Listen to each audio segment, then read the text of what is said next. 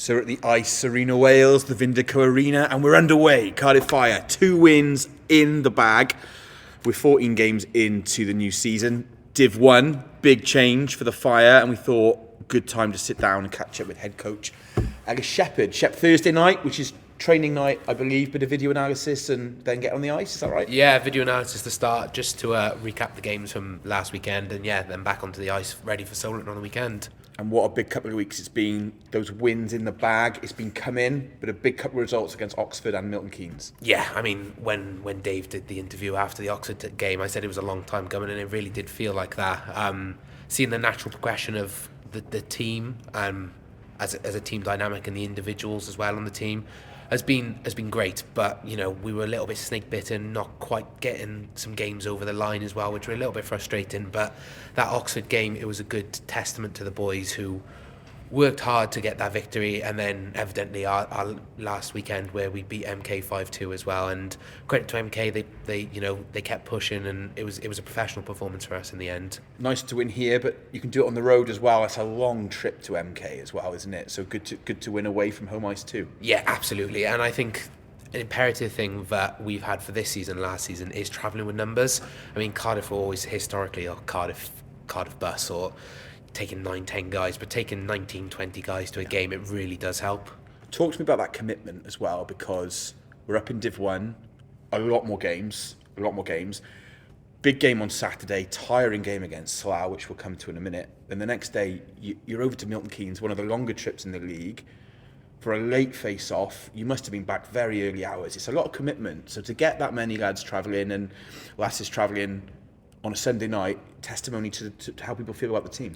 Yeah, absolutely, and it just shows that we're aligned as one collective unit. We all have a common goal. We all want to be in this league and compete to that high standard that I know as a team we can. And yeah, like you alluded to, going with 19-20 guys to MK 7:30 face-off on a Sunday, it really is a testament to the commitment and the desire that the team wants to improve and be in this league as well. Something that's happened as well in Div 1 is you're often backed by a minibus of fans as well. That must be nice to see that passionate support from the Ice Arena Wales here on the road as well. Yeah, you've hit the nail on the head. It's great to have a travelling contingent of fans. I mean, when I was unfortunately unable to play the Slough away game, I sat right in the middle of them as well, and you can see they're passionate with their horns, and just their overall commitment. They're as committed to us as we are as a team together, and it's great to be backed by fans, knowing that there is a collective group who are travelling to see us play. It is special. That Oxford game, that win, felt like a combination of a lot of hard work. It had been coming, but it was close. D-side away and home, Romford here, Swindon here, Oxford away. You were very close to getting a few wins on the board beforehand. What was the difference with those last 2 games? I think it was going back to basics. I mean, we sat down and we assessed what we want as a team and where we were going wrong. And it wasn't so much as a collective we were going wrong. It was just 5 or 10 minutes were hurting us each game. I even allude to the Invicta game. I thought we played some really good hockey in the first period, in the second, or the first 10 minutes of the second. But ultimately, the score wouldn't necessarily reflect that because of 5-10 minutes where we've shut down.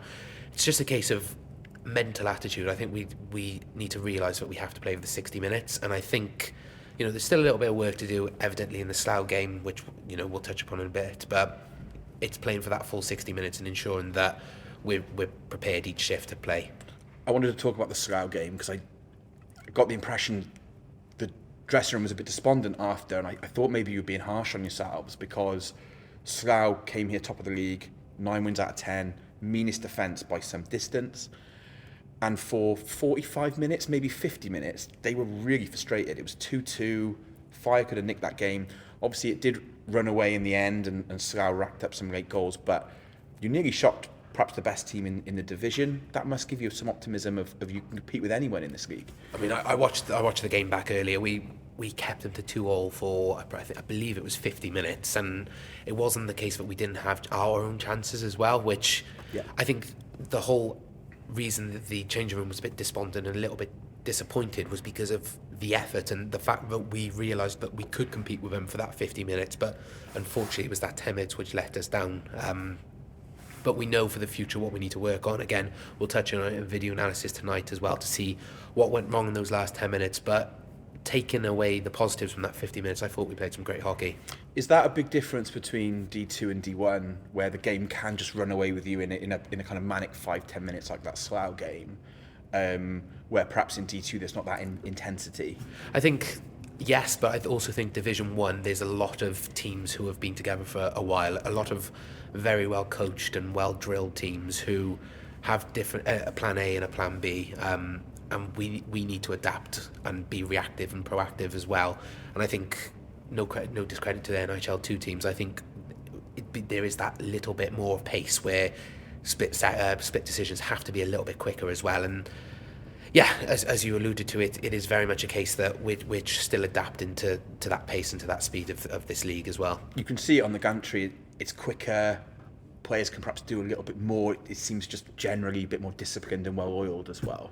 Yeah, a lot of these teams have been together for 5+ years, very much like Guildford in NHL2, who have kept the same core for predominantly since their inception, and hence why they've been victorious, I believe, 3 out of the 4 league years they've been involved in. They have a core group of guys who maybe they have 1 or 2 in new players and players leaving, but it's very mainly that core who, and they can build around that. They can build around systems which support these players. I mean, alluding to Streatham, they've brought a line of national players who played last season. It just shows the standard of NIHL 1 has probably increased from last season as well, when we were looking at it from NIHL 2 thinking it's in touching distance. I mean, we played Streatham our second game of the season, and it was a reality check for sure. Something I've noticed as well, announcing the teams, is we would sometimes last season get teams travelling that were quite short-benched, whereas that doesn't seem to happen as much in Div 1. You're getting teams coming down who are big squads, which obviously makes it tougher on home ice as well. Yeah, absolutely. I think everyone's committed, like we are for our team. I think everyone else has that same goal as well, where everyone is committed to play 20 guys, everyone competing for a spot on the roster each night as well. I mean, we've signed a slightly larger team, so we have that inner competitiveness in the team as well, to know that a slot isn't given to you, you have to earn it. And I think it's the same everywhere. Talk to me about the squad as well, because you've obviously added quite a few names for the season. You mentioned a big squad.